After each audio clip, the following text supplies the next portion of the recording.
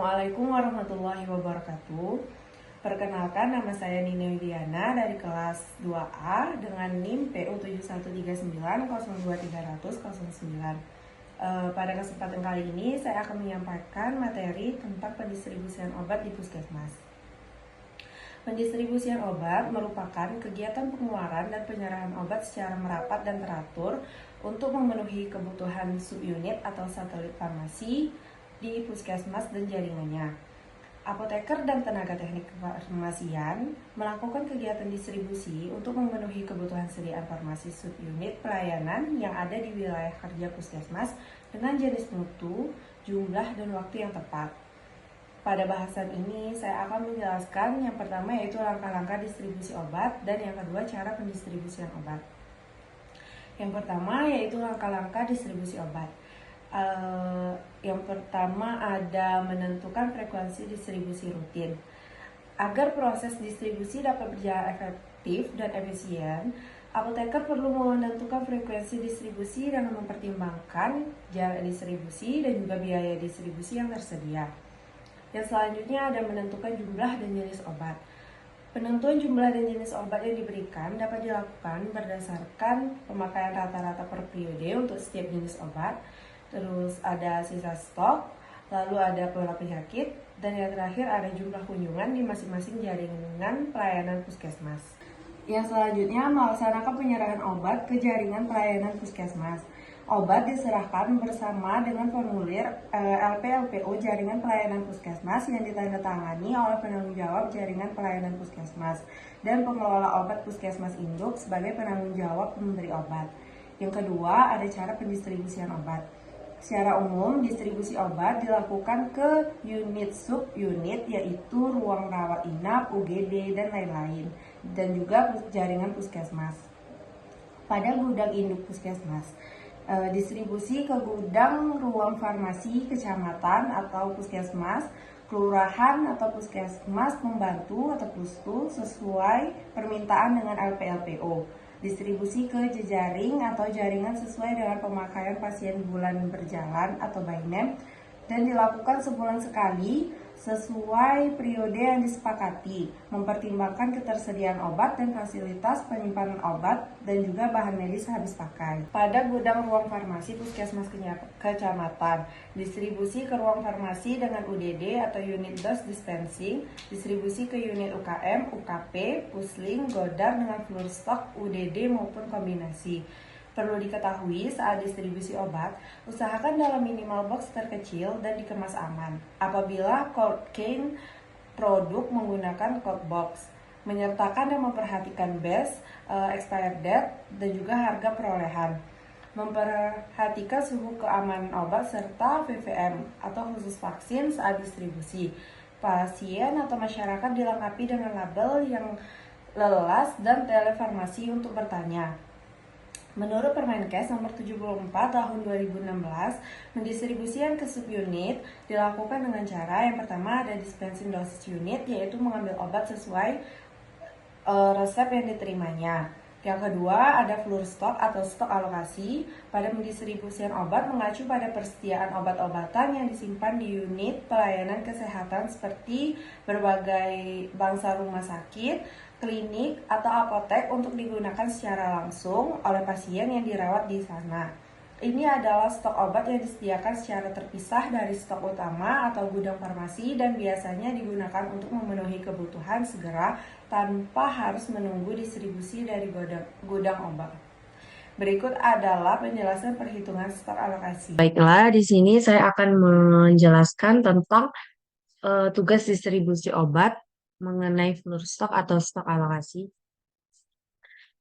Jadi ini diberikan datanya berdasarkan nomor absen. Saya mendapatkan nomor absen 5. Di sini ada tabel subunit. Subunit ini ada apotek puskesmas, pustu A, pustu B, pustu C, dan juga puskesdes. Lalu di sini ada kunjungan resep dari bulan Januari, Februari, dan Maret.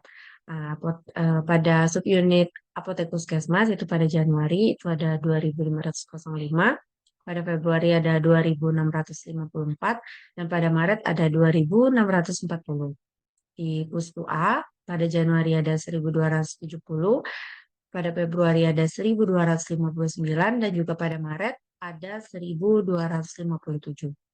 Di Pustu B pada Januari kunjungan resep terdapat 1.739, pada Februari sama 1.739, dan juga pada Maret sama 1.739. Di Pustu C terdapat kunjungan resep pada bulan Januari sebesar 906, pada bulan Februari 900, dan juga pada bulan Maret 988. Yang terakhir ada Poskesdes, itu terdapat jumlah kunjungan resep itu pada bulan Januari 852, pada bulan Februari 871, dan pada Maret 846. Lalu di sini ada kondisi obat parastamol. Nah, ini ada tabel stok awal bulan April, itu didapatkan 15.767. Lalu ini ada penerimaan April, yaitu 78.000. Nah, di sini persediaan terdapat, di sini ditambahkan tabel, yaitu persediaan distribusi 80%, stok di gudang obat. Di sini persediaan kita hitung dengan ini stok awal bulan April, yaitu 15.767 ditambah dengan 78.000. Ini itu hasilnya 93.767. Bisa kita lihat ini terdapat pada formula Excel saya, yaitu di Excel. Lalu di sini ada distribusi 80%. Nah, distribusi ini sebenarnya itu tergantung kesepakatan. Distribusi ini kenapa 80%? Karena agar stok di gudang itu masih tersedia 20%. Tidak didistribusikan semua. Tapi jikalau mau didistribusikan semua boleh, tetapi stok di gudang itu habis, tidak tersedia lagi. Di sini kesepakatan bersama distribusinya yaitu 80%. Nah, 80% ini didapatkan dari persediaan itu dikali dengan 0,8 yang menghasilkan 75.014. 014. Nah, lalu di sini pasti ada stok di gudang, sisa stok dari distribusi 80% ini didapatkan dari persediaan ini 93.767 ini dikurang dengan 75.014. Itu didapatkan 18.753. Selanjutnya ada jumlah kunjungan resep. Nah, jumlah kunjungan resep ini yaitu didapatkan dari bulan Januari, Februari, dan juga Maret. Itu kita jumlahkan semua. Ini formulanya terdapat pada file saya, yaitu bisa kita lihat pada apotek puskesmas jumlah kunjungannya 7.799. Pada pustu A itu sama saja formulanya. Eh, itu terdapat jumlahnya 3.786, pada pustu B terdapat 5.217, pada pustu C terdapat 2.794, pada Poskesdes terdapat 2.569. Nah, di sini jumlahnya itu menjumlahkan semuanya dari apotek puskesmas hingga Poskesdes, dan didapatlah hasilnya jumlah resep semuanya, semua subunit adalah 22.165 resep. Baru kita menghitung stok persen alokasi ini. Persen alokasi ini ada rumusnya, eh, bisa kita coba. Itu bisa kita coba yang pertama ini. Rumusnya ini adalah sama dengan jumlah kunjungan resep per subunit itu dibagi dengan jumlah kunjungan resep semua subunit dikali dengan 100. Untuk memudahkan agar semua nilainya ada, ini di sini kita tambahkan dolar, angka dolar sini. Lalu di sini enter. Inilah hasilnya. Jadi persen alokasi pada apotek puskesmas itu 35,18610422%. Dan juga ini ada ke bawahnya, ini tinggal kita tarik ke bawah saja. Di Pustu A terdapat 17, kurang lebih 17%, di Pustu B terdapat 23%, di Pustu C terdapat 12%, dan di Puskesdes terdapat 11%.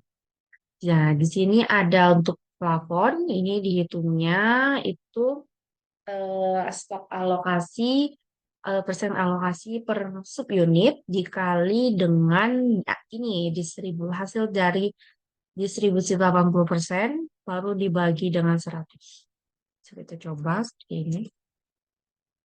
Ini sama dengan ini ya, persen alokasinya eh, lalu dikali dikali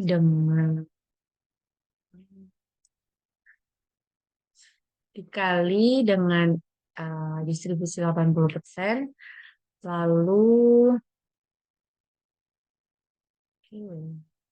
dikali dengan distribusi 80%.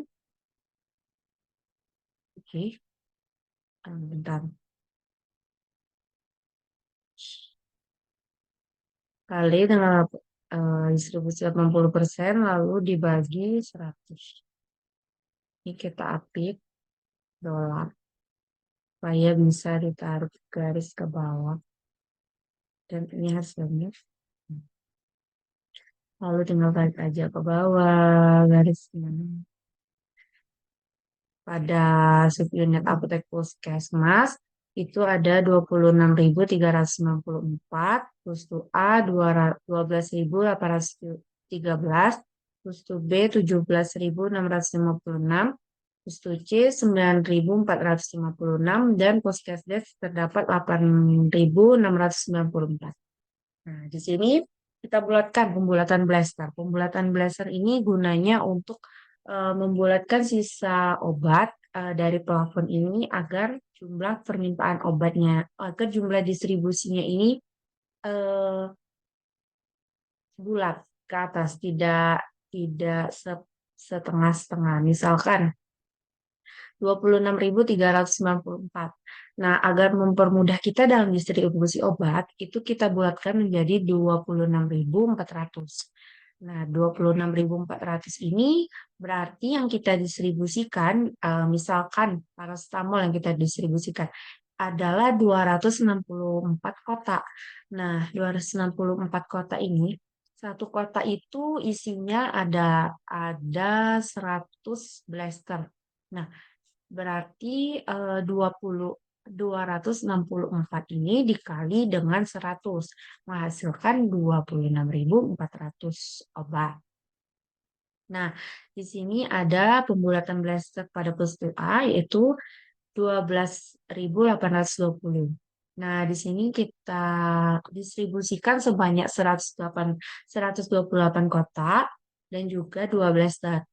Jadi satu kotak itu isi 100 blaster dan satu blaster itu ada isinya 10 obat. Jadi dalam satu kotak itu sekitar 100 obat ya. Salah, bukan 100 blaster, tapi 100 obat.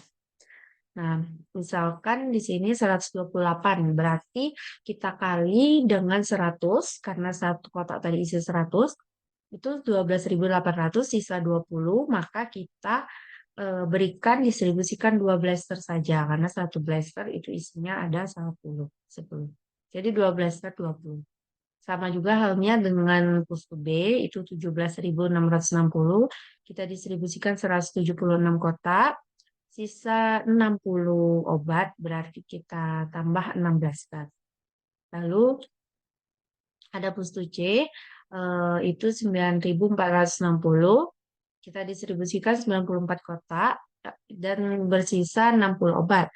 Jadi kita distribusikan 6 blaster. Jadi satu blaster 10 obat, berarti 6 blaster 60 obat. Dan yang terakhir ada Poskesdes. Poskesdes itu kita bulatkan dari 8.694 menjadi 8.700. Kita genapkan, berarti yang kita distribusikan ada 87 kota. Karena 87 dikali dengan 100 hasilnya 8.700 obat. Nah, sekian penjelasan distribusi obat dari saya. Mohon maaf kurang lebihnya.